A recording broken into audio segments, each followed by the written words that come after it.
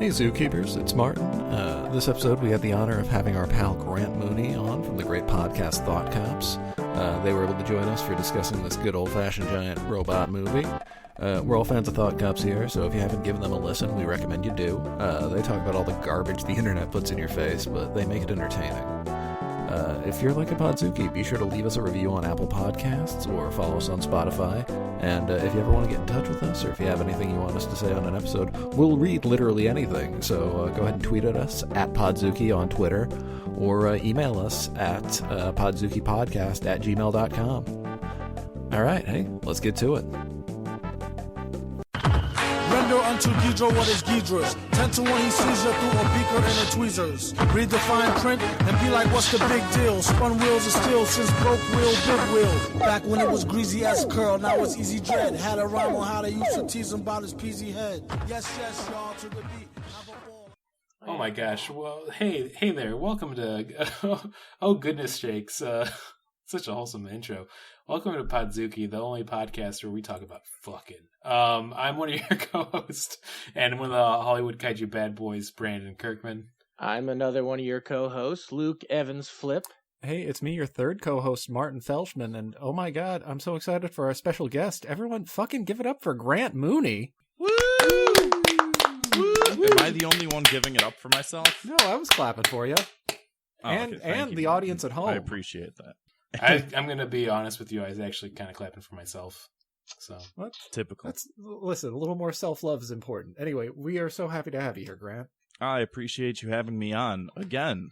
I must have done something right this first time. A returning champion, which is always fantastic. Yeah, it's we had you in person last time, almost right before the pandemic started, and now we're having you digital as we're a year plus through the pandemic. And I mean, I'm having such a good time. I'm hoping another year at least. So.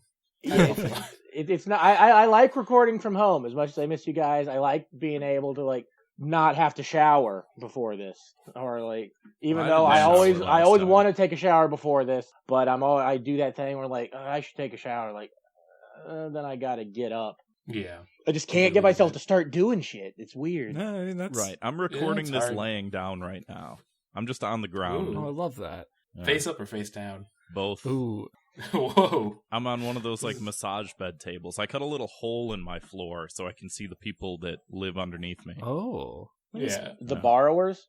Oh, you meant real people in your lower apartment, not people who live under your bed. Yeah. Right. Or if you're like me, thinking everyone who is beneath me, which is... Oh, I was thinking Exactly. I was thinking the Fraggles. The Fraggles too, yeah. When are we supposed to get a Dark and Gritty Fraggles reboot? Yeah, didn't Ben Folds do a theme song for the Fraggles reboot, and then it just never got rebooted? Let's take a look real quick here. You go talk to yourself. I'm gonna do a little Google. I remember he did a cover of the Fraggles theme. God, it was in unison with one of his albums, or for the 20-year anniversary or something. But I don't remember if there was supposed to be something that was supposed to come of that. Wait. Ben Folds, the band Ben Folds 5. Yeah. Ben Folds is a person? I always thought that was just a name. No, he's... like Hoobastank. It was called the Ben Folds 5, and there were 3 of them, but Ben Folds was indeed a real person. Okay, I'm good for him, I guess. Yeah, he's a pianist, vocalist. He does stuff. Ben Folds thinks he's so cool just because he's a musician. He ain't shit. He ain't shit. So on May 22nd, 2020, following the success of the Fraggle Rock On Shots, I guess, shorts. I meant shots as shorts. Look. Apple TV Plus announced that it had signed a deal with the Henson Company to produce a full-fledged reboot of Fraggle Rock. Thank God we're getting a reboot of another series. Thank you. Did anybody see the Dark Crystal series that was on Netflix? I know people who I fucking knew this was going to happen. I know people their favorite movie is Dark Crystal and they haven't seen that. Dude, the show was actually really good and it got canceled because not enough people watched it, as what happens when things get canceled. It is really good, and I liked it a lot, but I think it's funny because it comes up on the Thought Cops Discord, which I guess I'll give a free plug to here quite a bit. It is a great show, but it's just such a weird... I feel like the Dark Crystal is such a hard thing to bring up in normal conversation because you feel like a freak. You do. Oh, I definitely do. But you embrace it, and then you move past that, and then you go, oh, well, check out this show. It's like Game of Thrones, but with puppets and better. Oh, they do kiss. Oh, I do want to see that. They do kiss. Yeah, there is puppet genocide and puppet murder. Yeah, it is dark. Well, we're not here today to talk about Jim Henson movies. We're here to talk about jocks. Robot jocks. Wow. Oh man, R.I.P. to the real ones. You know, still recovering from the Daft Punk loss that we faced this year. They're not dead. They just one of them exploded. They just a mess of gore and bolts everywhere because they were half robot. That actually is true. The cool thing about that song though, like what I just did, like changing up anything that has robot in it, you could do that with. Yeah, that's true. Like robot dick, robot socks is what immediately jumps into my head. Yeah, that's an easy one because it's just changing one letter. Yeah. If you're going with like the baseball spelling. Yeah, it's so a little bit about Robot Jocks before we start talking. It is a 1990 American post-apocalyptic science fiction mecha film. Big surprise to me was that it was directed by Stuart Gordon. I didn't know that about this film. I've seen it before, but huge Stuart Gordon fan. You might know him for directing such fine classics like Reanimator and From Beyond, and also Disney's 1998 hit The Wonderful Ice Cream Suit. Yeah, I was looking him up before we jumped on here, and I'd never heard of that. But I never heard of Disney's big, huge hit of the 1998, the Wonderful Ice Cream Suit, starring Joe Montana. I was surprised to find out that the suit wasn't made of ice cream; it just gives you ice cream. Yeah, it fucking pissed me off. I've never been more upset in my entire life. He did Honey, I Shrunk the Kids too. No, yeah, he did an episode of the TV show. Well, he did an episode of the TV show, but he also did co-write the original script for it too. Oh, that's and he's a Chicago guy. That's crazy. He also died a little over a year ago, like March 27th, I think. This is what I was going to talk about. It's a bummer because I think he passed away right at the height of when the pandemic was going down really bad. So, like, we had so many celebrity deaths that we like took our time to like talk about or kind of reflect on during the 2020s. But I think because it happened right at the height of like, oh shit, everything's shutting down, and not from COVID. Yeah, not from COVID. Which I mean, that's the cool death to get. No, that doesn't make sense to say. Might edit that one out. We'll see. Yeah, I do think it's like I knew this was a Stuart Gordon movie because Jeffrey Combs is in it. Yes. He's only in it for like a minute and doesn't really do much, but he's one of those where like, oh, I bet this movie was made by this group of people since he's there. Which I mean, Jeffrey Combs fucking rules. Yeah, Jeffrey Combs. I would watch him eat soup for an hour. He's Man, screw that. I'd watch him fuck soup. Yeah. I think like it'd probably be more entertaining to watch somebody fuck soup than watch somebody eat soup. Yeah, I mean, I guess just for the logistics, like, I don't think it could be a straight up soup. It'd have to be a really thick stew. It'd have to be like a stew or a chowder, I would say. I mean, it's going to be a chowder afterwards. Chowder, hardly know her. I was thinking the most efficient way to have sex with soup would be to freeze it into a log, then have the soup have sex with you. You're still having sex with the soup.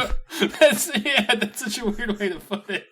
You get freezer burn on your dick if you do that. Yeah, well, you get the pleasure of having freezer burn on your dick if you did that. Oh, right. This seems right for what we were doing for this episode. I was thinking, like, okay, here's my plan to fuck soup. Like, you get... I don't know what the rules are, but like if you have to keep it where it's still edible for some reason, like you'd have to get like a lot of gelatin, like just Brandon, almost so thick. I can't. This isn't like a Death Note. There aren't rules to this. You just fuck the soup the best way you can. That sounds like something a goddamn anime would say, in my opinion. It's just a simple fact. For sex, you need friction. Yeah, thank you.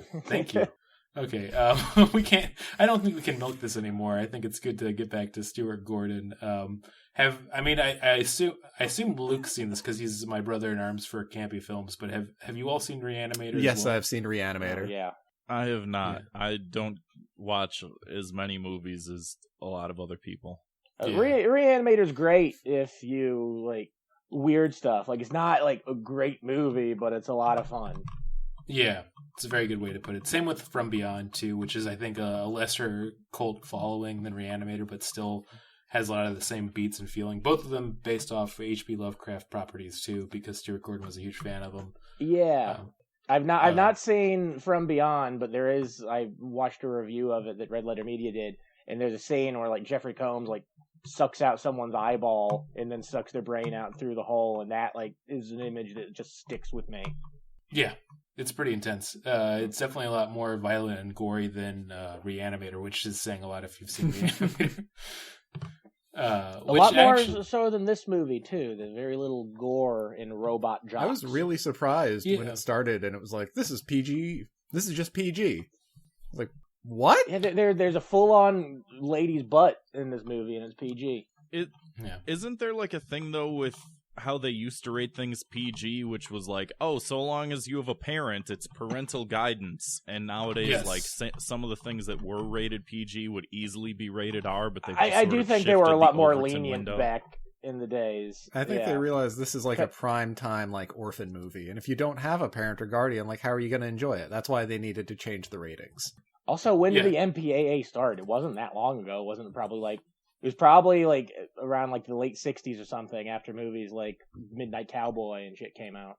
Yeah, for PG-13 was introduced in 1984, which I guess they changed a lot of it as it went, and that was because it was due to, it looks like the Temple of Doom and Gremlins causing a lot of reaction with concerned parents. That makes sense. Jesus, Gremlins. Jesus. Yeah. I mean, they get up to too many shenanigans. That's at least a 13-year-old. That one's smoking! They did cancel culture against Gremlins. Unbelievable. Yeah. And the three of the Gremlins did use the N-word too, which is really weird. This is a weird road to go down. I shouldn't. Let's get out of there real quick. Let's start. Do we get a year on when this movie takes place? We never get a number, do we? It's 50 years after a nuclear fallout, I remember they say at the beginning of it, but I don't think they actually give you a year, which is smart on them. If you don't have to, don't do it. Yeah, it's 50 years after a nuclear war almost destroyed the planet, and I love this phrase, war has been made illegal. Against the law. Like, you got something like, oh, none of you kids best be thinking about starting any wars out here, or straight to the hoosgow with you. That's a better Irish impression than you get for a Russian impression. That now. I've been doing that all day, so I just had to put that in the podcast. Yeah, I mean, hey, I can tell, man, it's been honed to a fine polish. Oh yeah, very beautifully done, Luke. Yeah, you gotta be classic. I want to say this before we start getting too much into the plot. This is literally live action G Gundam, which made me I wrote that excited. Down too. Yeah, it's just there's no way of getting around it. They've decided that all disputes in territory are decided by giant gladiator style fights with their robots.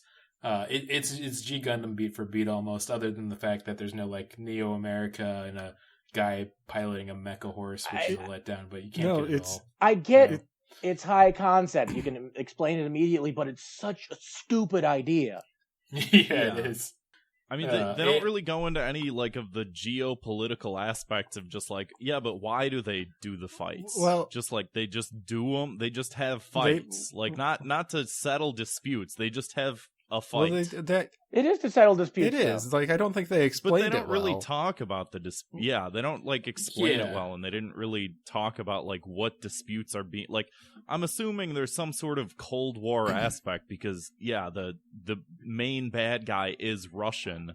Did you not remember the most memorable line in the movie? What about Alaska? It's rich in resources. We need it. Exactly.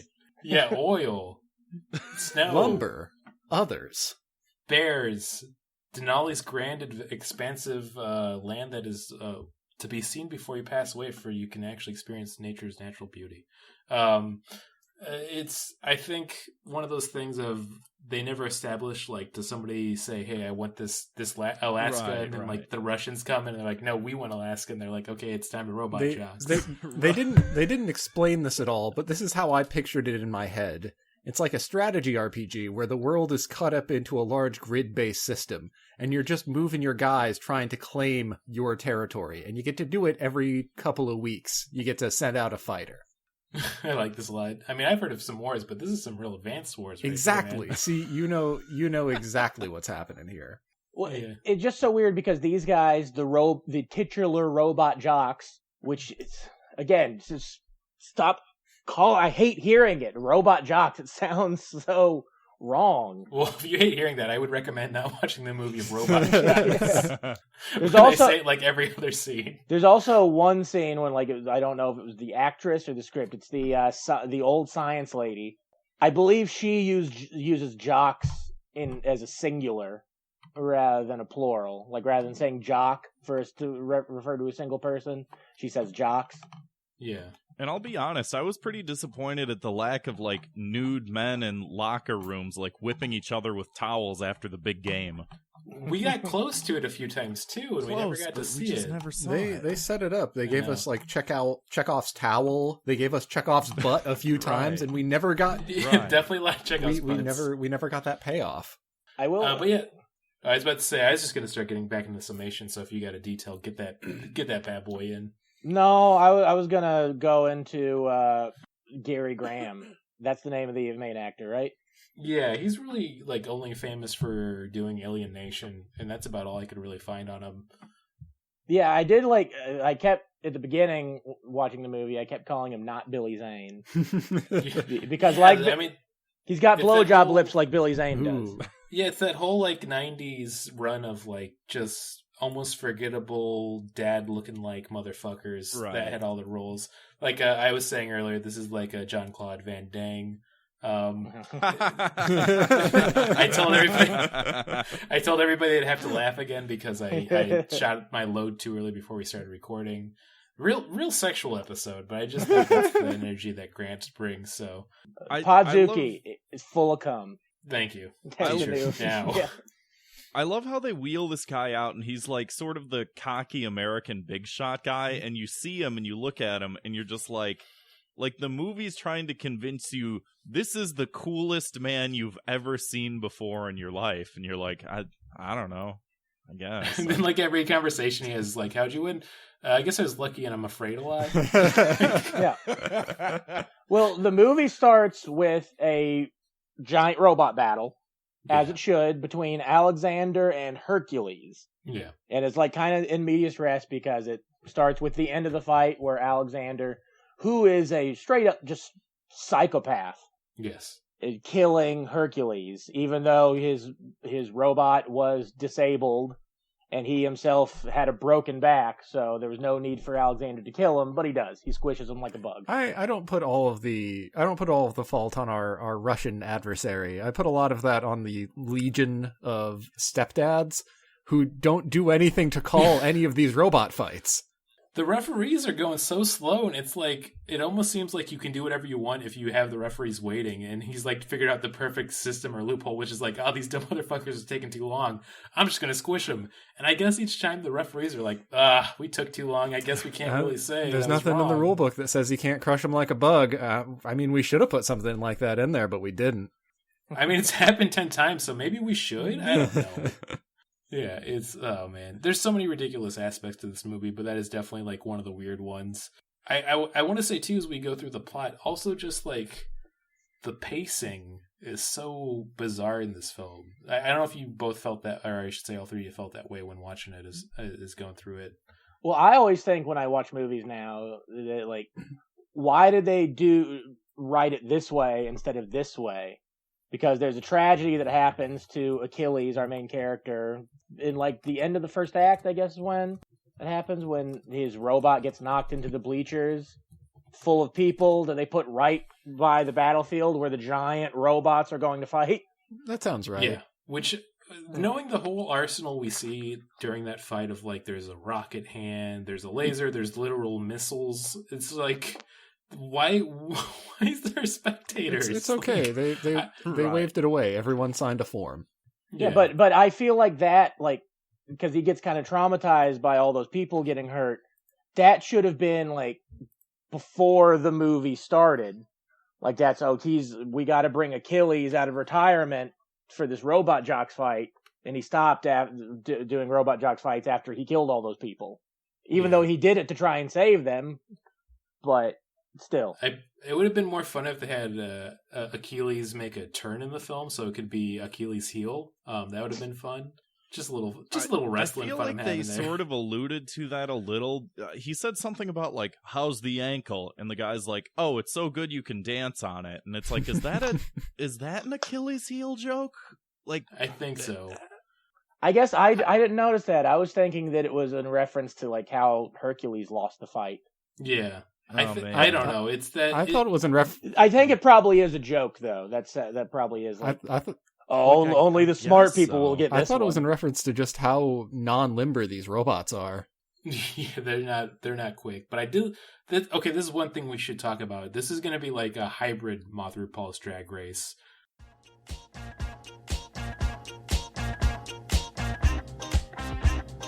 Moth RuPaul's Drag Race.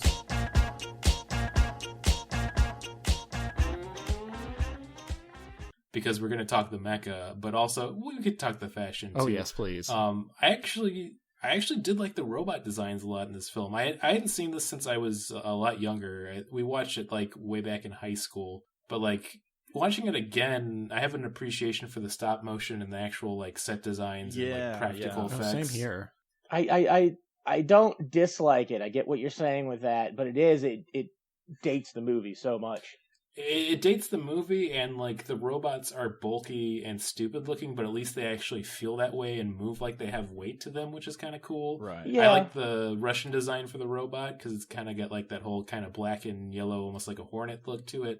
I like that it's got like the spider legs. Oh yeah. Yeah, that was cool. That's something that kind of made sense because these things, like, why they don't make mechs, because all you got to do is trip it. Exactly. It's stupid. For the fashion, though, we do need to talk about the fashion in this film.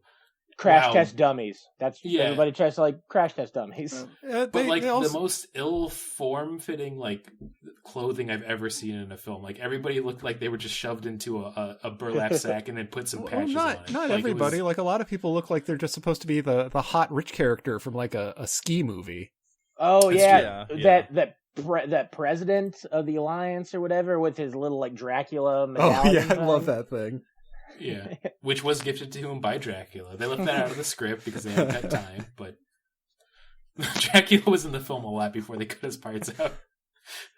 Just hanging around in the background being like, I love these mechs. I also like the people that are the test tube baby people, the tubies as they call them. Yeah. I like that they all had like the same haircut. It's just like, so you mean to tell me if you're like a test tube baby, like your hair just turns into a fucking mullet with the rat tail in the back? Like, is that just an aspect of that? Why? Yeah, like you mixed like a Padawan rat tail with a man bun. Right. I think it's just anyone who was raised in like an actual culture would know better than to have that haircut. It was awful.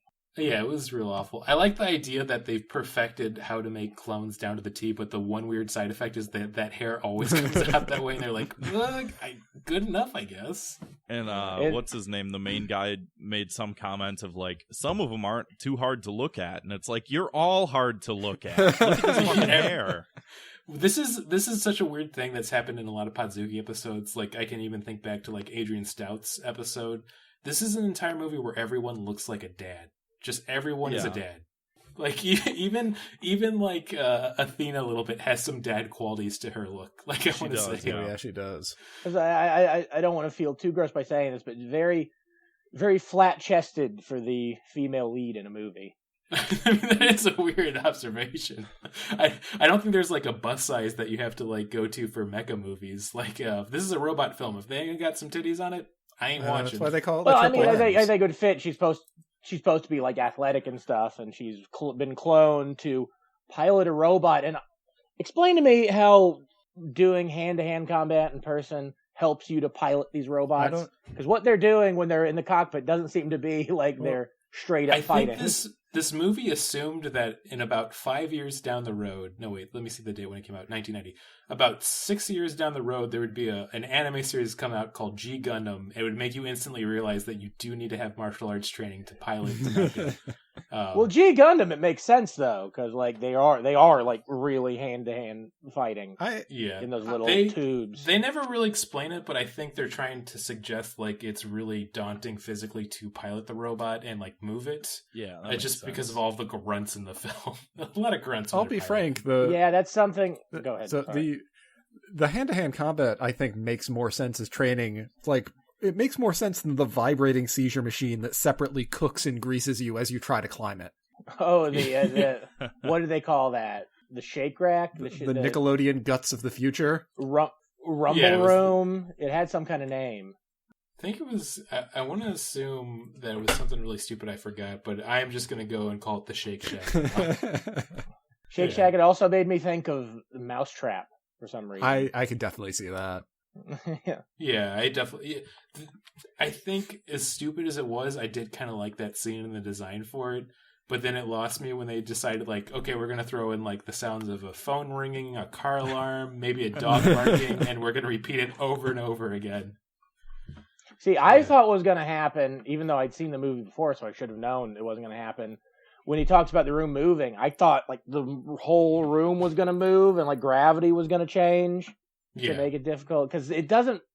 They do talk about luck in this movie, and I guess that's supposed to be the idea of the training, because it doesn't seem that like being stronger or smart is going to help you get up this thing. It's just luck, whether or not you grab the pole that's going to splooge lube on you, or the one that's going to be superheated, or the one that's just going to fall. Right. Yeah. But to get back a little bit to where we were for like the actual story, so we're kind of introduced to all the characters.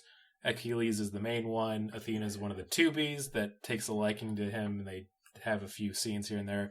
He's also kind of coached by a guy that just goes by the name of Tex Conway. And since this Tex Conway, and since this is the 90s, you instantly can assume he's a large, portly white male wearing a cowboy hat with a very thick Southern accent. Yeah, kind of like a Joe Don Baker. Oh yeah, Joe Don Baker, but somehow more racist, because Joe Don Baker already looks pretty racist. I don't think he was, but he just has that look. Well, and I think Texas, the state of Texas. Tex was throwing around the J slur. I was uncomfortable. I was like, the J slur. I had a note about that this is not a big spoiler, but later in the movie, he gets caught being a spy and gets ready to kill himself. And my thought was, well, it's like, okay, I'm going to get one more J word in before see you later. Oh, and he shouts Geronimo. One more J slur. Jesus Christ. He just tried to get them all in before he was done. Just right before he hits the paint. Oh, I forgot to say the N word. My one regret. Yeah. Jeez. So he's the coach of the main character, kind of like in this. He was a former pilot that had won a bunch of matches too. And then they have their scientist, who's just referred to as Doc Matsumoto, who is the Japanese scientist, which Tex reminds us many times through using that slur. It's the 90s. Yes, it sucks. It's terrible. I hate it. The doctor is so like grave and serious. He's grave and serious. And it feels like he's like one of the few honest, good people working there. So it's like, this guy going to get iced. I know he's going to get iced. I could tell from they introduce him like folding origami, and then it's not really a theme throughout the movie, but like they put more origami throughout the film, and it was like, okay, this guy knows how to do stuff. He's going to die. They also try and give him like Confucius sort of things to say. Yeah. Like inside every old man is also a child.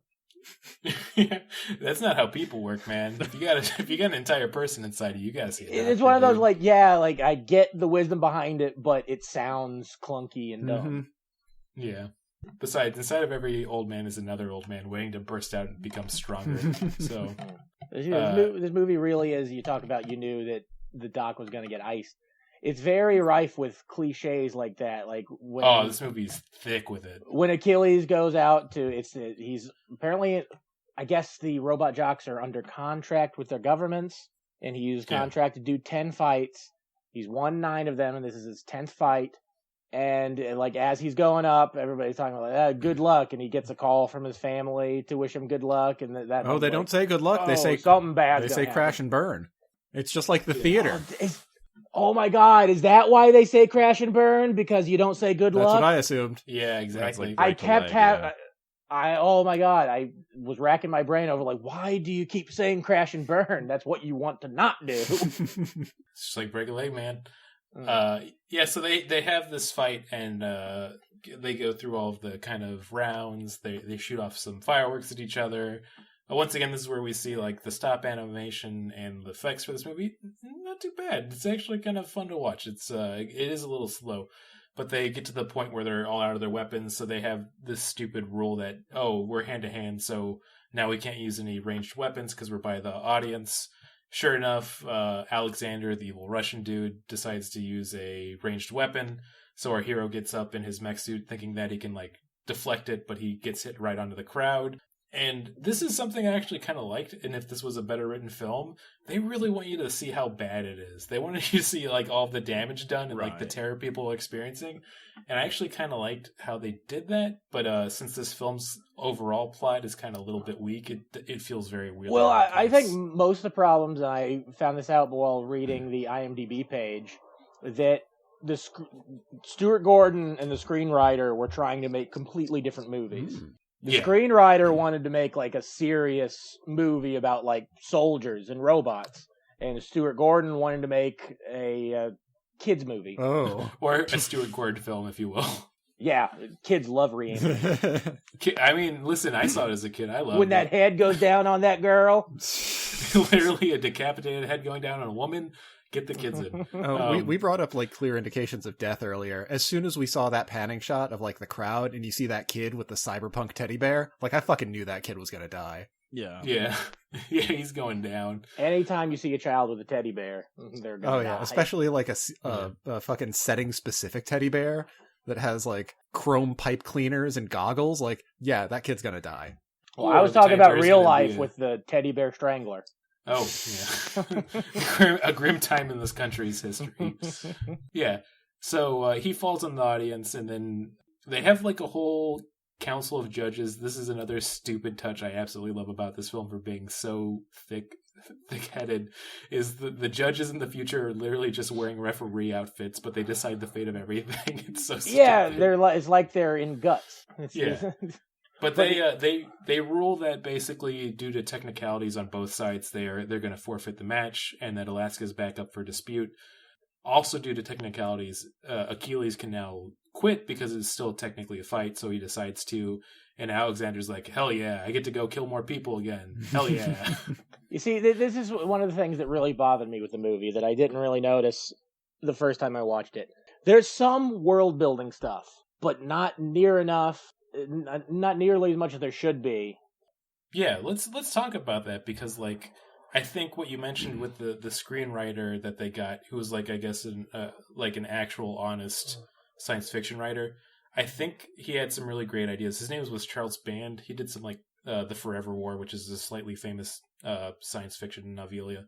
I think the cool things in this movie I really liked, and the slight world building that came up, probably came from that script, because it seems like there were some really cool ideas they just kind of tossed aside in the long run of this film. Yeah, it didn't feel fully fleshed out, and that's, I think, my one gripe with it, because there are aspects of it where I was like, you don't see movies like this too much anymore, and like, Brandon, you're talking about like the stop motion animation and like some of the retro futurism. It's like, it has this like lived in feel, and it's like, yeah, I want to explore more of this, minus the shitty dialogue and the racial stereotypes and like the other stuff like that. It's like the concept itself and some of the stuff that happens isn't too bad, but the execution is not necessarily. Yeah, I liked the little things like how like you saw the get pregnant signs, which made me think of Hell Comes to Frogtown too.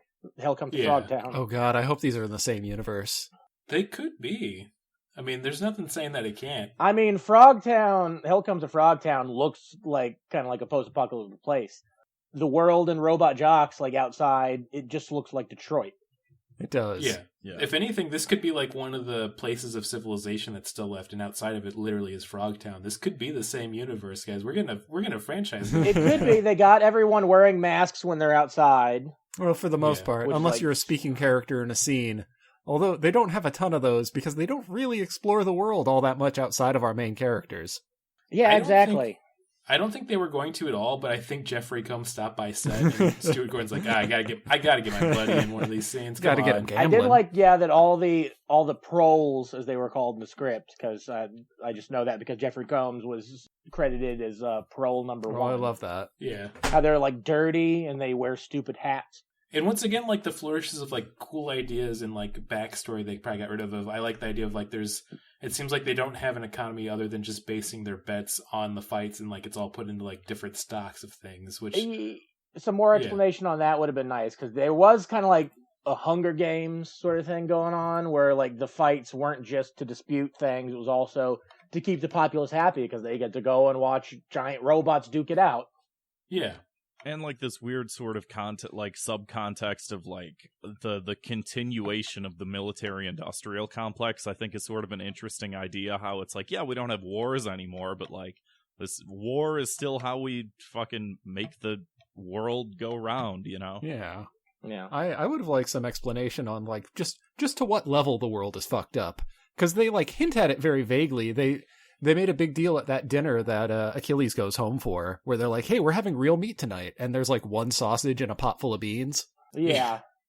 Not even like sausage is giving it a little bit too much credit. It is a hot dog. You're right. Yeah. Let's be honest, it's a very plump hot dog. So it does go on that border of like, do I truly know what this is? But maybe not. It's a ballpark, Frank. They plump when you cook them. Yeah. Yeah, that's true. You know what? Never forget. The ballpark Frank. Are those still even made anymore? Yeah, I'm sure they make them. I mean, I only eat Nathan's now, but ooh, Mr. Fancy here, la-di-da. No, actually, that's not even true. I have some Fudd Hot Links in my fridge right now. Those are famously made by Elmer Fudd, the cartoon character, right?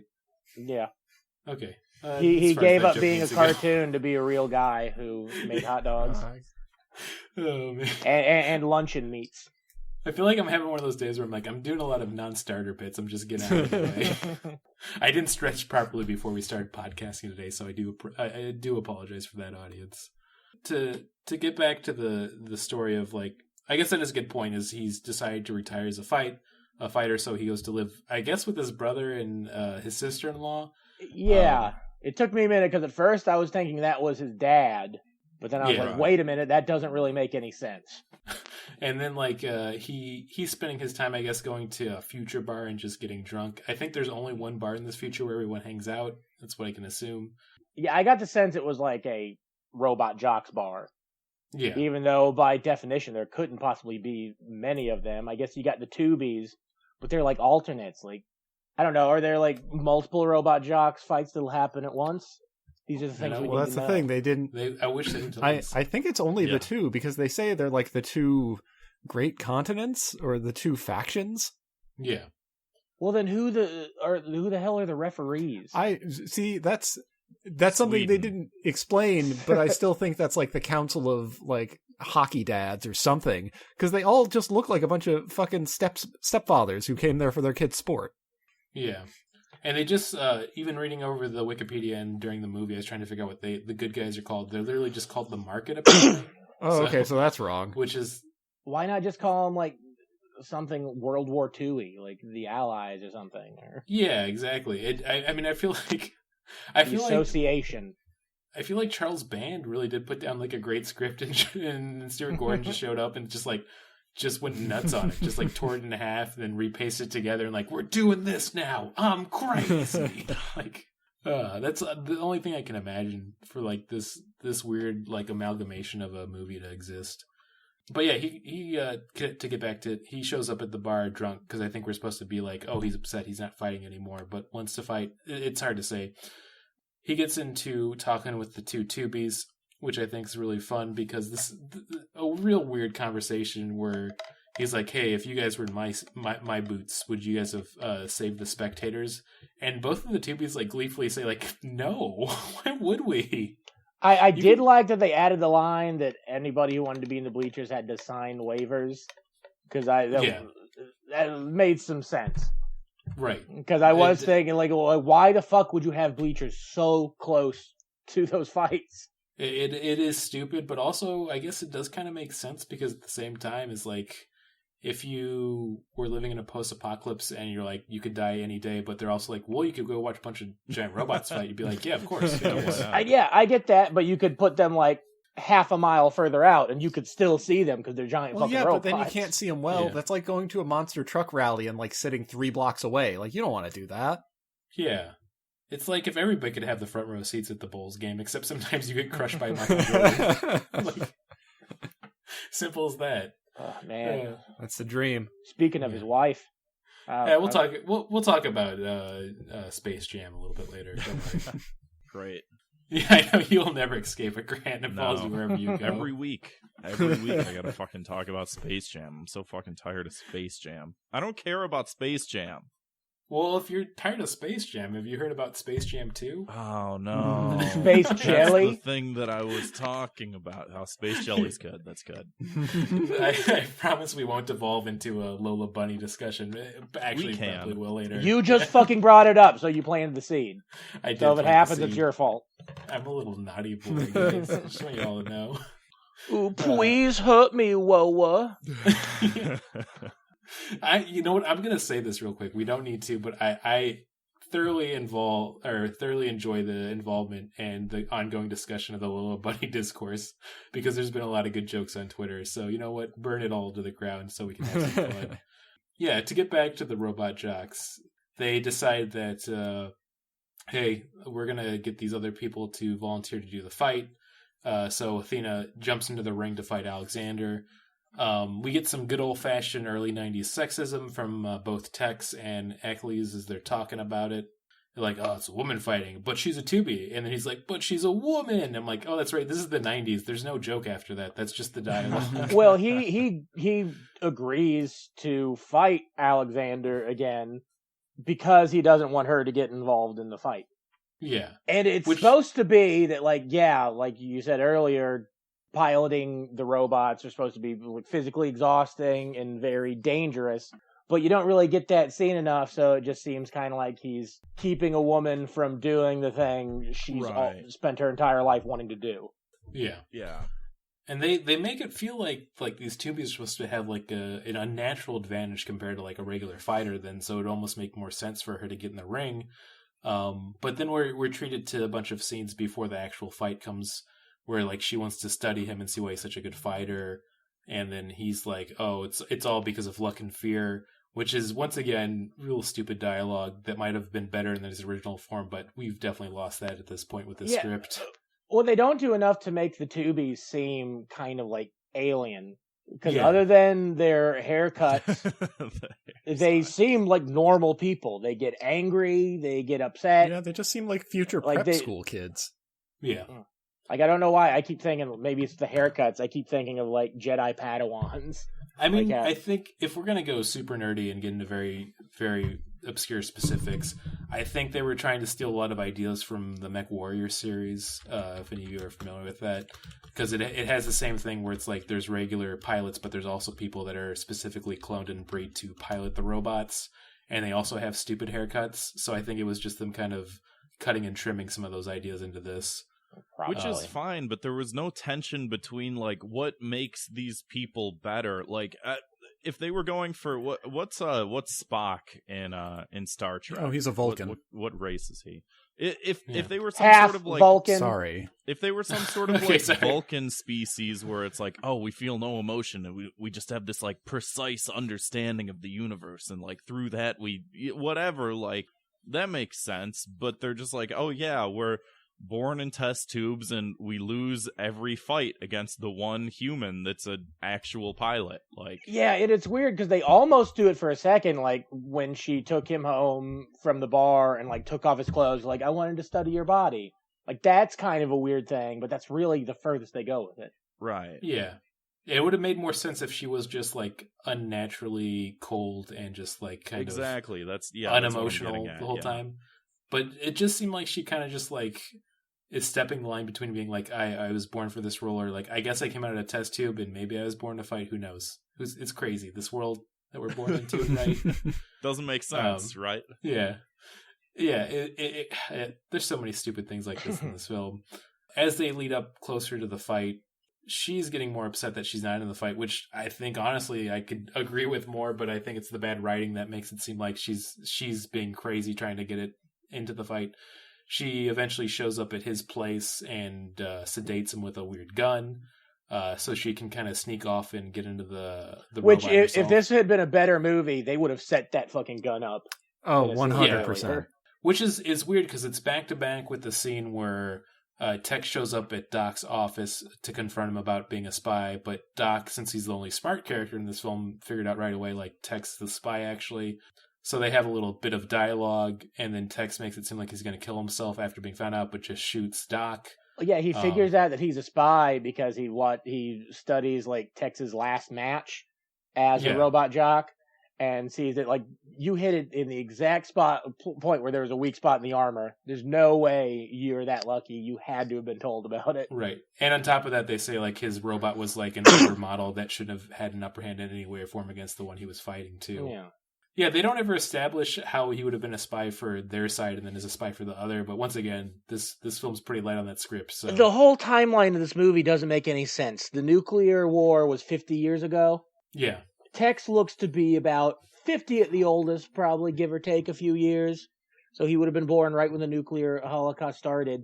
So, like, there's still, like, the whole everything is bigger in Texas attitude after nuclear holocaust. Well, maybe Tex as a person wasn't even that human being, but a vessel that was brought to life by the hat.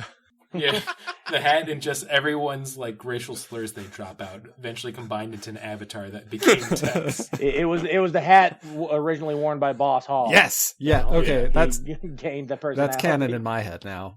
50 years ago, a nuke dropped directly on it, and it gained strange and formidable powers that no one could challenge. So, because I really wish they, again, more world building. If they'd done a generational thing, which I think is kind of what they wanted to do with the Tubies, but they were just casting whoever. Yeah, because you want to, like, the robot jocks, like, these are people who were born after the Holocaust and after the new government started, and then you got older people who remember it. Like Ava does that, which is really cool. But did we get, like, a solid age on how old the Tubies are? Yeah, they were all supposed to be 6 years old. Really tall. Cool. They don't. Definitely a couple times when I was thinking with Athena, like, she does not look of legal age. Maybe it's the small boobs thing again. I don't think that's related. Man, you got a boob focus today, dude. I get it, though. Anyways, I'd say they don't give a specific age. And once again, I think this goes, I think, a very common thing for a lot of science fiction films and movies and even novels, is, like, it can go either way, where you don't give vague, or you're very vague with your details and you don't give specifics. It can either make it, like, really cool, good world building so that you can kind of form your own opinions, or it just seems really lazy and, like, nothing's answered, which is what this film feels like. Yeah. There's, like, a point where she makes a comment to Achilles. She's like, something old man, and he's like, old, and it's like, well, I don't know. To a 6-year-old, if you're like 17, they're gonna call you an old man.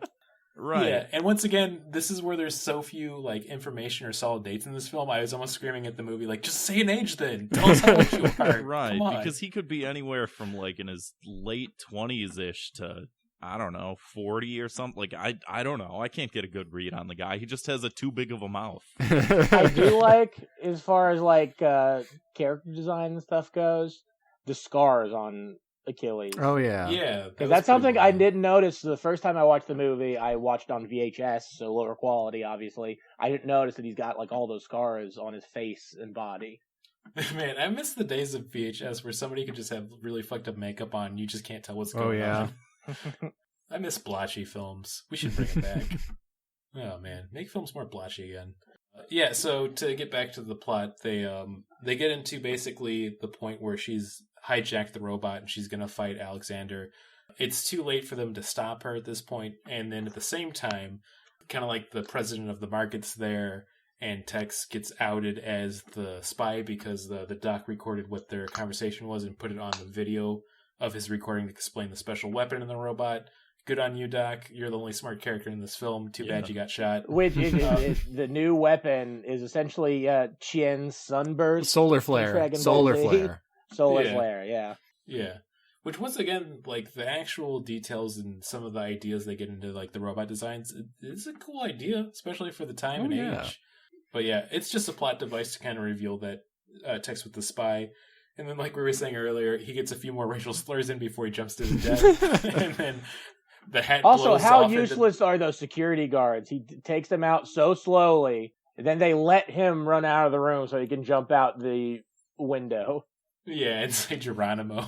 Yeah. As his hat flies off his body to find its next host to become the racial avatar. Anytime there was any level of physical altercation in this movie, I was just like clawing my eyeballs out. Like when he's hitting the punching bag and he's just basically like hugging it and like shifting side to side as he's punching it, or like and how many times they had to do 360 turns? Oh my god, yeah. Like that's like you don't do that in a fight. Yeah. Yeah, it's so ridiculous. So yeah, we get to the point now where Athena's fighting Alexander, and it's not going too hot for her. She gets a few licks and rips off the robot arm, which is kind of neat. And this is when the movie gets a little more buck wild before you go on, actually, her ripping off Alexander's robot's arm. That's my favorite weapon in the movie. That bolo saw. I think that thing's so cool. That was really cool. Yeah, it's like a it's a real thing, I think, where it's like just like how chainsaws used to be before they had like a motor. It would just be a chain with a saw on it. Right. Yeah, it's just really cool. That's like I thought that was a cool idea. 100% agree. Yeah. Yeah, I mean, like, once again, with some of the actual writing and hardware they put into this film seems kind of cool when they have a more kind of well executed and thought out idea, but you don't get a lot of them in it. So they have I guess Achilles gets into a future car is the only way I can describe it. I hate that flying car. Oh, yeah, whatever you imagine. That's that's the car from Knife Jogger. Yeah, it is. But whatever you're imagining when we say future car, it's correct. Trust me. For what it looks like. You can Google it if you want. But like I love when you first see it, it's just like a normal, ugly car. But then they like cut to an establishing shot, like, oh, it's supposed to be flying. Yeah. Can we take a moment to just appreciate all of the nondescript future things that exist in our main character's apartment, and then just all over the world that they don't make any sense. Why is everything have to be remote control? He's got that one tiny remote control for every door in his house. That's got to get frustrating at a point, right? And then he's got that huge transistor radio size control for his car. Car keys were too big. It has a radio on it. It's so stupid. And then I like the other little touches of, like, there's just a black ball with, like, lights inside of it in his apartment because it's the future. Yeah, that's a total Star Trek prop right there. Yeah. It has the classic future bar that they were in earlier where all of the drinks are, like, bright green and blue for some reason. Because in the future, nobody can make old fashions anymore, I guess. Everything's absinthe. Yeah, everything's absinthe. Or blue curacao. Like, that's all you can get. Yeah. Another thing about the future tech that I wanted to bring up, like, I was thinking early on when we saw Achilles' quarters at the headquarters that the sliding doors that you had to open with a remote, right. I was making a joke to myself, like, how come in the future all the doors have to be automatic and sliding like that? What if you lose power? And then they fucking do that later on in the movie when Athena tries to take his spot on the robot. Like, she just breaks the panel so he can't open his door. There's a lot of Chekhovs in this film, but specifically there is a Chekhov sliding door for sure. I was upset he didn't just punch through the walls. Like, his walls are just fucking fabric and a very loose wooden frame. It was rice paper. Yeah. And you could very clearly see that, like, that was on a set on a soundstage when they broke those non-windows. They left the detail out in the script, but in the future they've actually found a way to synthesize spider webbing with rice paper that is actually 50 times stronger than that. So. But you can apparently throw a guy through it. He was thrown really hard. They didn't make that also clear. The guy was made out of spiders, and the only thing that can break through spider web. That's true. They left that out sense. too. Yeah, that was cut with all the Dracula parts too. So yeah, to get to the final fight, right before Alexander's about to do his usual boot stomping on I want to mention one more thing. To get out of his apartment when the door is locked, he summons his flying car, to ram into the building, and somehow the car is still drivable. Man, I just realized there is a lot of things from G Gundam in this, because in G Gundam he also has like a car component he can summon from the Gundam that he does use to escape a few times and get to his Gundam. This is 100% like the live action. If there was like a Netflix version of G Gundam, it would just be a remake of Robot Jocks. Yeah, I want to see that, man. I mean, honestly, this was probably before. No, G this Gundam, was before right? G That Gundam. was, like, Yeah, this 90s. 6 years before. It's crazy. Yeah. It is weird. It is. It's weird to consider the fact that, like, these types of movies with, like, the giant robots and stuff like that are very heavily influenced, obviously, by, like, Japanese films, Japanese culture, etc., but, like, some of those movies are, in and of themselves, sort of, like influenced by American culture themselves, and then as a result of movies like this, you get, like, the Gundam series and stuff like that, and it's just like, how come this movie is so uncool compared to some of those entities, you know? Like a fun little factoid: anime characters have big eyes because Osamu Tezuka liked Donald Duck comics. Right. Yeah. I mean, they go hand in eyes. hand, but it's just weird the interplay of, like, they make a movie like this, and it's like the least cool thing, and then you watch a cool fucking Gundam anime or some shit like that, and you're like, yeah, this is awesome. It's like, why did we get this so wrong? I didn't bring it up during Marth RuPaul's Drag Race, but like that's something I appreciate about the film, but I do also see as a detriment. The mechs are so big and beefy, and they're classic American robots, and they are precisely what America would design if they were making a big fighting robot.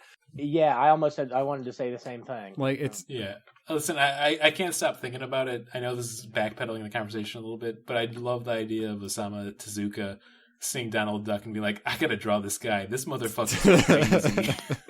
I like that he doesn't wear pants. Yeah. You know what? I'm going to draw a bunch of nudie mouse and put them away in a drawer secretly until somebody finds them one day. That's a real specific reference for one audience member, I think. I'm saying, when you finish listening to this podcast, Google Osamu Tezuka titty mouse. You will find something. Yeah, to get back to the actual, like, clunky robots, like you're saying, and, like, the anime versus real life, I think we're getting there. Like, I think Pacific Rim's the first time it's like we actually got a live action mecha movie that was, like, actually fucking rock hard awesome. Like, it was good. Man, well, you know, now that you got the technology to do something like that, whereas back then, this is like not H.R. Geiger, who's Ray Harryhausen is like that kind of stop motion where, like, it's very like jerky. I mean, Ray Harryhausen was better at it probably, and I know that's just a thing that, like, early stop motion looked like that, but in King Kong it's fine. In Robot Jocks, which was made in like 88, 89, even though it didn't come out for 2 more years, it's got to be a little bit better. I think it has the benefit of those being robots. Like, I think the stiff movement kind of it enhances it a little bit, at least for me. No, I would have liked to have seen more guys in robot outfits. Oh, I mean, always, of course. Because they don't. There's a couple of times where you can tell it is something like that, or it's at least a prop where, like, they can have a shot where it's close enough to where you can't see the people moving. Oh yeah, whatever they have on Amazon Prime is like a very clear cut of this movie, and whenever it's like clearly a zoomed out prop and not stop motion, it gets so blurry. Yeah. I mean, that's the thing of, like, you have to be really smart with your shots. You have to be a good director for these things to work outside of it just being like, we want to have a cool robot in the new stop motion. Like, the perfect example is Aliens, because the power loader, which is one of the fucking coolest things ever in a movie, that whole scene, a lot of it's, like, done with just really smart shots and puppetry, and then, like, an actual, like, set piece and design kind of interacting with those. So that, like, you never truly see all of it, and it only moves fully by itself a few times, but, like, your mind fills in the gaps and makes it look really cool, because I think James Cameron just understands motion and, like, good choreography. So, and that was way too serious for a podcast where we talk about cum and fucking soup. Oh, I forgot we were talking about fucking soup. Yeah, anyways, the best way to probably fuck soup if you're not doing the gelatin thing or freezing it, I would say, is, like, put in so much beef that, like, it is just basically rendered down beef, so it's, like, super thick, but, like, there's some friction. Well, then that's more like fucking a casserole. Hey, nothing in the rulebook says you can't. I fuck soups and stews. All right, we got to put a good sound effect in after that. Boy, Yeah, that's a good one. Good old boner sound. Yeah, to get all the way back to the last fight, a lot of things happen all at once here. Athena's taken out. She's knocked unconscious. And so Achilles then has to take his flying car to the robot so that he can get in there and replace her. He has to direct it to crash into his apartment so then he can escape because it's been locked in by poor design. Well, yeah, at this point he's come back to the where the fight is happening, and it would have been cooler if he'd been like taking over the tech's role and Athena had won the fight, but they had to get Achilles back out. You can't have a woman break the robot jock's glass ceiling. That's the lesson of this movie, apparently. Yeah, exactly. Especially, I guess because that ceiling's made out of robotic parts, so it's a lot harder to smash out of. Who can say? But yeah, he finally gets there just in the nick of time to stop Alexander from crushing, Athena inside of the robot. He gets distracted by referees because they do look like little nerds, so I'd also want to crush them. I totally get it. They do try and stop him from killing them. It'd be like, oh, if you kill her, you forfeit the match, and the Confederates don't get Alaska. Right. And that happens, basically, and they even say, like, okay, we've actually technically won the fight because he tried to attack, but then I love that Achilles, for some reason, has developed honor throughout the whole film when he didn't really give a shit, it felt like. And he's like, no, we have to have this fight. And then we find out the robots can apparently fly. That seems like it was kind of a devil in the detail. They can not only fly, they can fly into outer space. Yeah. Like, a little bit of an oversight. Yeah, I don't really see the need for it unless at some point during production, maybe one of them saw an episode of Gundam and they were like, oh, hey, you can do this in space. It's really cool. We should do this. Yeah, guys, come here. If you can fight in space, why would you fight just on the ground standing there? I know. It makes the whole Where are you going to put so the bleachers confusing. in outer space? You just put cameras up there. You don't need bleachers. Just everything's pay-per-view. Oh, they could have made so much money on pay-per-view in this world. Idiots. Yeah. Bunch of fucking idiots just being stupid. And wearing masks, because I guess COVID-19's real in this world, too. That was another detail. They're all wearing masks for some reason. Always weird when you see it. They vaguely reference that the air is bad. Like, they only say it offhandedly once. They don't really get into why it is, but it is. Yeah, I think it's because everyone's diet's just beans in the future. That makes sense. Yeah, the filmmakers don't understand how nuclear fallout works. Yeah, as long as you don't breathe it in, it's fine. Yeah, right. But yeah, so they have a space fight. They end up back on Earth, and then their robots do a bunch of other cool stuff. His goes into like a tank mode. His gets spider legs. This is legit kind of fun and cool. But it's such a weird whiplash because I feel like the space battle completely like takes the whole idea for this film and makes it seem stupid because like we were all saying, why aren't they just fighting in space? But then it's like it comes back to ground and they do a bunch of cool shit. So I'm like, okay, I can forgive it. Oh, no, I was confused why they went to space at all. Like, I didn't even think it looked all that cool when they went to space. They only spent like 2 minutes up there. It didn't look cool. It looked very bad. It didn't look cool at all. I'm saying when they got back to Earth and they were like in a tank mode and they turned into a spider robot, that was cool. Right. That's really what more of the movie should have been. The crotch saw that fucking... Yeah. See, I like the bolo saw a lot, but I just love the fucking big flex move of pulling a chainsaw out of your robot's pants to fucking drive it into the skull of another robot. Yeah. So they fuck up each other pretty good to the point where they're both out of the robots and then they're just fighting with wreckage at the end of the film. Yeah, they pull a Talladega Night. Yeah. And once again there's like some good writing and hints of a better story here because like this gross fight that they can't stop having at the end of the film, I think if this was well written and more serious, it would have more weight to it. But it just feels like it goes on forever. Yeah. And Alexander, our psychopathic Russian with a bad accent, gets like redeemed at the end. Yeah, it's so weird. He's just like, hey, you don't have to kill people. And it's like, but I want to. It's like, oh, no. And they he says, and like they say robot jocks a few times through the movie, but the last time is my absolute favorite. When he says like, hey, we can stop fighting, he's like, no, but I'm a robot jock. They are dead already. That's the name of the film. Already. I can't just stop doing it. The audience might have forgotten by now. Which again, I think goes back to like what the kind of movie that the screenwriter wanted to make. It's supposed to be that they're like soldiers with PTSD. Yeah, there's.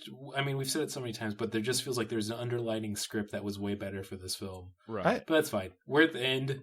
They work it out and they literally fist bump each other with a thumbs up, and that is it. That is the end. Last shot of the movie. Yeah, no, like the villain who killed 2 people, only one person, I guess, but he supposedly killed more. He definitely killed more.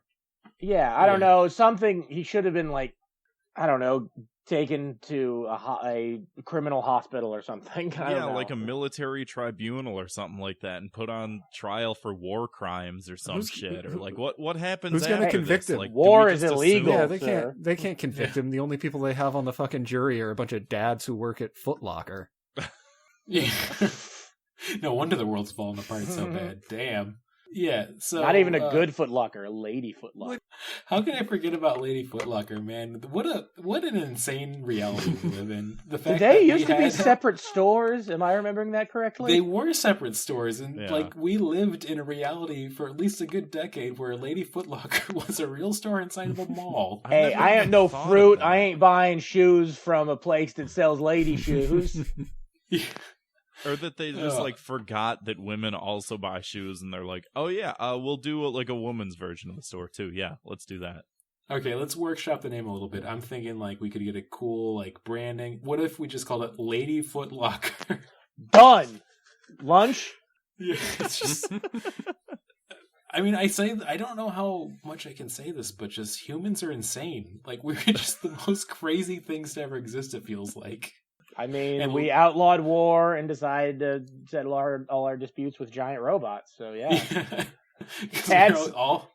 that's like the most like I passing a mountain by digging under it rather than climbing over it. I don't know. I'm trying to Robot Jocks was supposed to be fiction, not a documentary. Yeah, that's exactly. This is the future we could have had.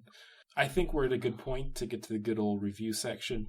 And you know what, Grant? Since you're our honored guest, we're glad to have you back. And last time we actually had you watch an honestly great film, which was Dolomite Is My Name. Yeah. Now you get to see the stupid slop we usually watch, and now you get to feel our pain. So, giving this 1 out of 5 thumbs up, robot thumbs up at the very end of the film. What's your review on this? Oh man, 1. Like I'd hate to do 0 because there were redeeming factors, and like we sort of talked about with the props and the stop animation and like some of the world build, the stop motion and like the world building, and like there were aspects where I was like, man, I do miss when movies looked like this. It's like you can't get some of this stuff back, but it was not the best vehicle for it, you know. I mean, it wasn't the worst thing that I've ever seen, but it also was not the best thing that I've ever seen. It wasn't even the most medium thing that I've ever seen. That's a good way of putting it. I feel like I might just jump in with my review after hearing that from you and say, like, yeah, for me, it's like a 2 out of 5 thumbs up at the end of RoboJocks, because it's like there's a lot of cool stuff kind of going on in the background, but it's so diminished by like the clunky 90s script and just the weird tone and pacing that it's just like.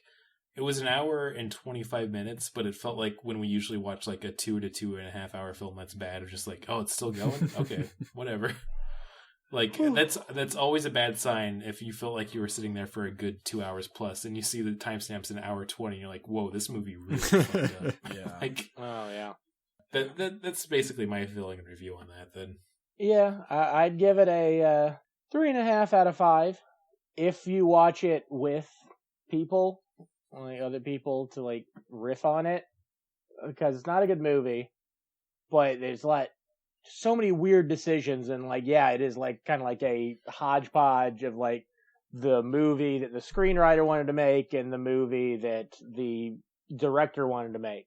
Because like you've got a gritty story about soldiers who are now fighting in giant robots on one hand, and then you've got a Saturday morning cartoon on the other.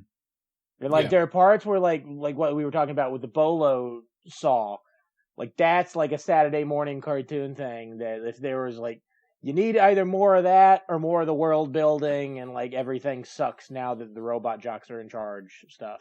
But you know, like I said, it's kind of a classic bad movie. So if you've never watched it, check it out, preferably with some friends. But you'll never want to watch it again. I'm going to echo pretty much everyone else's sentiments, although I'm going to give it a solid 2.5 thumbs up out of 5. I feel like this was very middle of the road, at least for me. It doesn't go far enough in either being like a serious sci-fi film or a Saturday morning cartoon for it to really like reach the full pinnacle of either. It's very middle of the road. Like, there are a lot of things they could have done to make this a more interesting film. I personally would have loved if they would have explored the romance between Achilles and Alexander a little bit more, because the whole time, like, they want to fight each other, but that's just a metaphor for fucking. Like, this is probably a rough draft for Brokeback Mountain in some ways.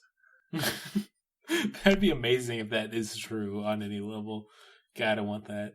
I think with what you're saying too is that I think we've been doing this podcast for so long that when we see a mediocre middle of the road movie, it offends me at this point. It's like either you go all the way and make a good film, or you just make something so over the top and shitty that it becomes art, like Godzilla versus the Smog Monster. Like, there's no more middle ground. You're wasting my time with this middle ground shit. That's all I see all day. The worst thing a movie can be is boring. I still see value in the middle ground, although I would say this movie, I would not recommend watching it. I think it is the perfect movie to see bits and pieces of while flipping through other channels. I know that's not really a thing anymore, but that is what I see this movie as. I miss flipping channels. Same. I mean, background fodder or making fun of movies with friends. Perfect. If this movie were on in a bar, like, fucking perfect. Oh, hell yeah. Man. Yeah. I feel like I miss the pandemic the most, or like things during the pandemic the most, is when I think about like boring experiences or things you do to yourself when you're waiting for friends, and like being at the Demon Tap in Chicago, one of my favorite places, waiting for the open mic, and they'd have like some campy horror film on at the bar, right, and just like getting like a good 3 Floyds brew from them. God, I miss that. I want that so bad again. I miss being able, I think I've mentioned this on here before, miss being able to go to the bar for wings and a couple of beers after work. Yeah, oof. One day. I mean, I'm getting my second vax tomorrow, so I can't be too upset. I can't complain. Hopefully we'll have some things kind of return to us slowly. I know the world's going to be different no matter what, but hey, we'll get a few things back. I hope handshaking doesn't come back. Yeah, same. Yeah, handshaking's fucked up. I want the cooler form of handshaking where you grab each other's wrists to check for daggers. Yeah, Bring it back. Like in Little Caesar. Yeah. Pizza. I think with that, we should get to the good old stupid game section. At 2 pizza. That's a t-shirt right there. It doesn't even make sense, but we should make that one too. Yeah, for the stupid games section. Quit playing stupid games. I want to jump right into who the fuck is Ron Canada? Who the fuck is Ron Canada? Because I have some good news. First off, I want to start this off with one of the actors in this film also has a ton of bit roles and just different kind of things they've acted in. Anne-Marie Johnson, who played Athena, she's been in a ton of shit. She was in Living Color, but also like A Different World, and then a few other like big 90s properties, and then she's done a lot of bit acting since then, very similar to Ron Canada. So I got the idea. Was she a cast member on Living Color? She was, which I was surprised about, which I miss that show sometimes. But she's been in so many parts. Sure enough, when I was searching, she was in a show with Ron Canada, our Lord and Savior, famously being the judge in Ted 2. So I wanted to ask you, and I'll give you guys 3 questions here. Of one of these properties, both Anne-Marie Johnson and Ron Canada were in. So I'll go around, but we'll start off with the options. Was she in the series Bones? Or was she in the series Law and Order, or in the series Boston Legal with our beloved, I would say, idol and figurehead, Ron Canada? I have a question before we answer. Now, is this they were both on the same show, or they were both on the same episode? Same show, same episode. Okay. I listen, I don't want any of this overlap. They had to be in a scene together, possibly kissing. They didn't kiss. I'd like to imagine they did. I'm gonna go with. I guess. Go, Luke. Go. The Law and Order. I'm gonna go. The long-running series. I'm gonna go It's a good Boston idea. Legal. Also, pretty big for a lot of season runs. They had a lot of episodes. I feel. Can I pick one that's already been picked, or am I relegated to? Oh, choose absolutely. Kind of Bones? have to at this point. No, there's two. also No, Bones. You can pick. Oh, there was 3? Yeah. Oh, okay. I forgot you said Bones. Yeah. I feel like Law and Order, because Law and Order is the big like fucking cameo show of Right. just everybody's been on Law and Order. Anybody's been on Law and Order. It's how you know who the murderer is. Right. Yeah, Jim Gaffigan, Mike Birbiglia, Justin Hey, Bieber. Jim Gaffigan was in Criminal Intent, so Yeah, that's true. It's sweep still that under the rug a little bit. So was Stephen Colbert. I mean, I hope they had an episode about what happened to Stephen Colbert's humor. It seems like it's been murdered for the last few years. Rest Anyways, in peace. God, I hope he doesn't listen to this. I really like him still as a person. Stephen Colbert, you used to be funny. Stop, like, I I'm get saying you this want to as a send your kids to college, but Yeah, I'm go saying back this as to a Stranger to concerned, Candy. Yeah, I'm saying it as a concerned parent. You used to have that spark. You used to be 7 and 7, man. Anyways, who picked Boston Legal? Oh, that was me. Guess what? You are a special boy. Oh, Lou. hell yeah. Boston Legal. Yeah, I was surprised to see it, but they were on an episode together called Juiced. I didn't read the description because I was feeling lazy. I just wanted to see which episode it was. Did she play his daughter? I don't think so. I think she was a regular on the show, and Ron Canada was on it pretty often too. So I think it was just two characters intersecting. I never watched Boston Legal really, so I watched it a little bit in its first couple of seasons because I'm super gay for James Spader. But it got stupid when like they did the bromance with James Spader and William Shatner. Although they do have great chemistry together, but they made like Michael Showalter was originally like a not Michael Showalter. That's the guy from Stella. Alan Shore was the name of the character. Like he was like a nasty like lawyer guy, but then they softened him up and made him a sweetheart. I'm like, I don't care about this anymore. It's a bummer that James Spader was wasted in that role. I feel like so many other roles since then, because like to this day I'm still upset that Age of Ultron sucked balls so bad. Because I mean, Ultron's a fun character from the Marvel comics, and then also James Spader doing the voice seems like it should be a home run. In that movie, Ultron did a very good James Spader impersonation. That's very good. They even do his little lip smack thing with with Ultron, the animation. Like, if you've seen a bunch of James Spader stuff like I have, you'll know what I'm talking about with the lip smack. It's like, it's how he accentuates his sentences. If only Joss Whedon had been canceled sooner and they had to get the Russo brothers in as soon as possible. Well, Can't relight timelines. I have an idea for a similar game, and this will only take like a minute, so I'm not here to monopolize your show or anything. But the floor is yours. Guess which cast member is a contributor for Breitbart? Who contributes to Breitbart?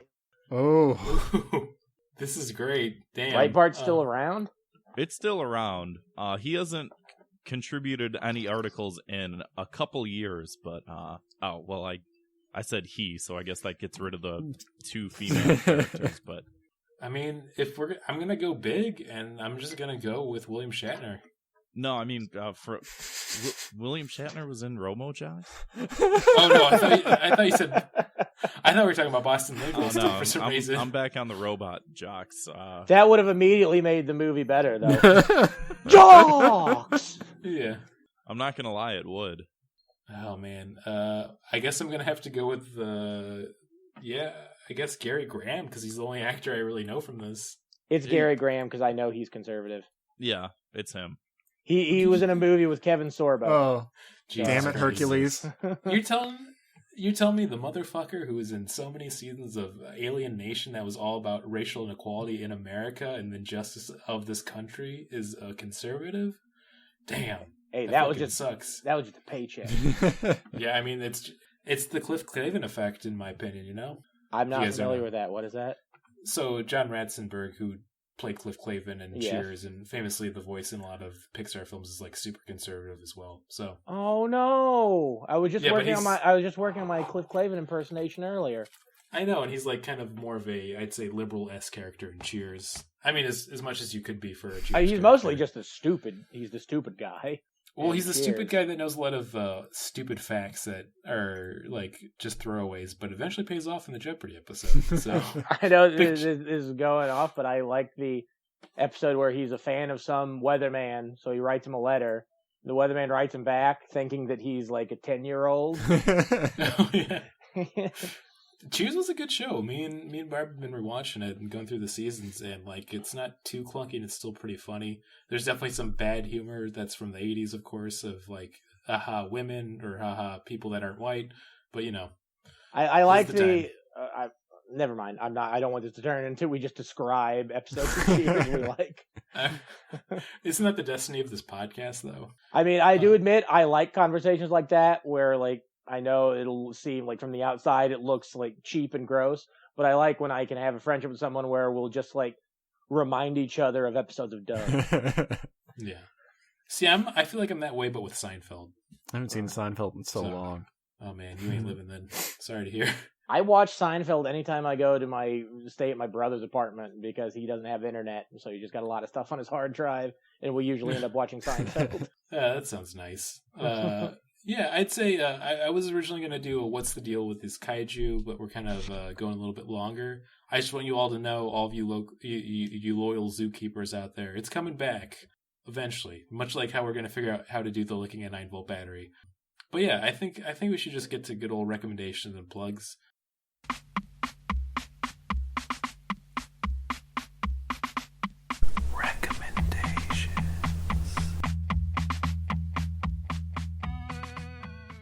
What I wanted to plug was, I was originally going to just say and go with Monster Hunter Rise because I've been playing it a ton lately.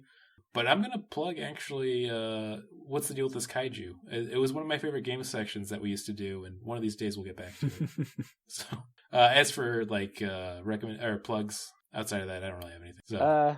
I will recommend, it's kind of a soft recommendation because it's aged quite a bit because it's almost 100, because it's like 100 years old now. I've been watching a lot of Three Stooges shorts, and like, I mean, they are funny. That's classic. You can only watch like 3 in a row before you start realizing like they reused a lot of gags in this, and I'm not just talking about the smacks. Like sometimes it would be like the plumber's episode when he's like got the pipes in the shower and it keeps leaking. They literally redo that in a later one after like Curly had a stroke and when Shemp replaced him, they do that joke over again.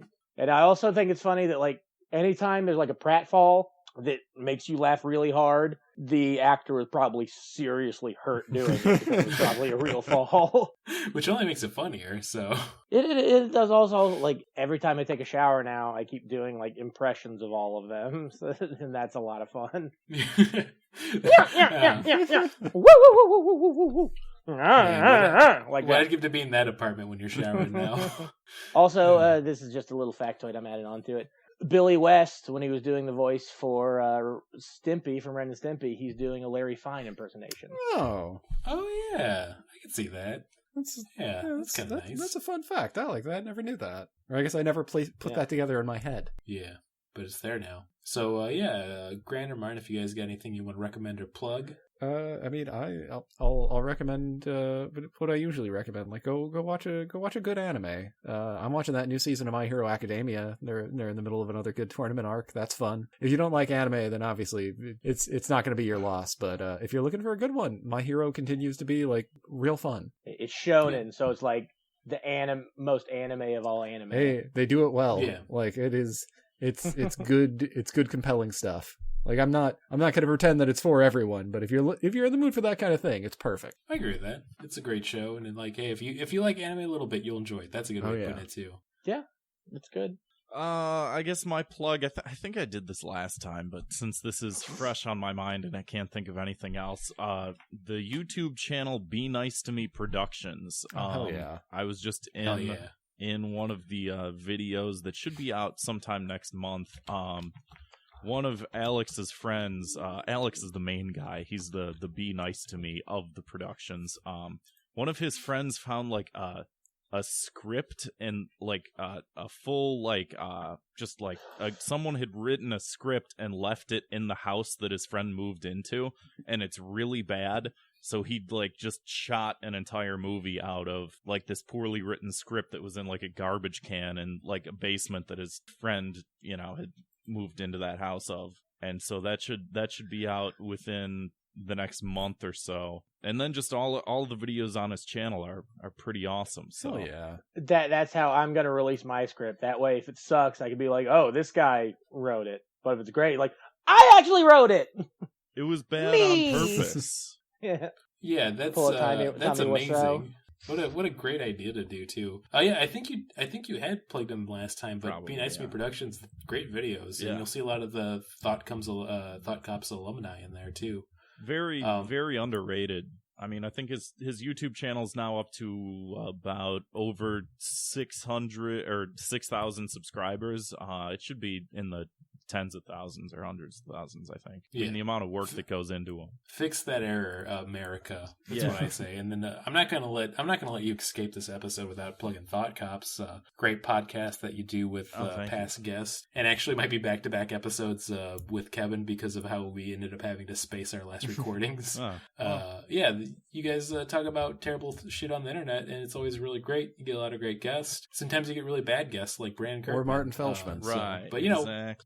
I've been keeping a notebook of things I hate on the internet. Yeah, I hope to eventually talk to you guys. Yeah. I thought it was going to be the opposite. Where like I've been keeping a notebook of things I hate, and you'll never hear them. That's just for me. Oh, that's a separate notebook.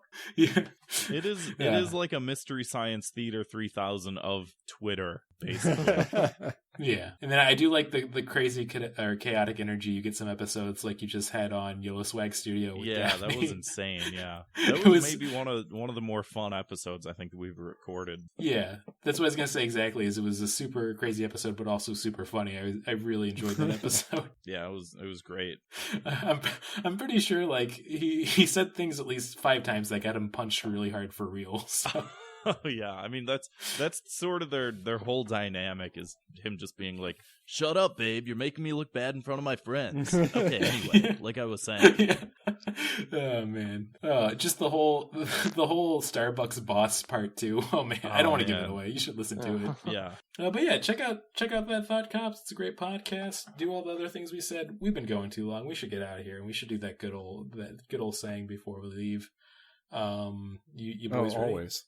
I think so. All right, we're gonna do it. All right, 3, 2, 1. You're gonna like the way I fuck. I guarantee it.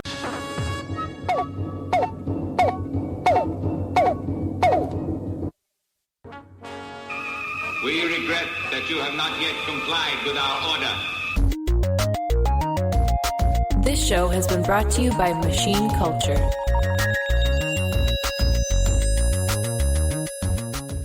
The words get stuck in my throat.